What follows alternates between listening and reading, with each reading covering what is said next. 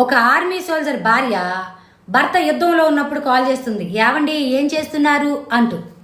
భర్త మా 10 మందిని ఒక 20 మంది రౌండప్ చేశారు, కాల్పులు జరిపారు, వాళ్ళలో ఒక 10 మంది చనిపోయారు, మాలో ఒక 5గురు చనిపోయారు. ఆ 10 మంది మా 5గురిని రౌండప్ చేస్తే రేపు నేను ఫోన్ చేయకపోవచ్చు, నువ్వు పిల్లలు జాగ్రత్త అంటూ ధైర్యం చెప్తాను. ఇక భార్య అంటది, ఊరుకోవయ్యా, నా జాతకంలో నేను నిండు 100 ఏళ్ళు సుమంగలిగా బ్రతుకుతానని రాసుంది, కావాలంటే లైన్లో ఉంటా, నువ్వు వెళ్ళి ఆ 10 మందిని కాల్ చేయి అని అంటది. నిజమా? నిజమయ్యా అంటూ ధైర్యం చెప్తుంది.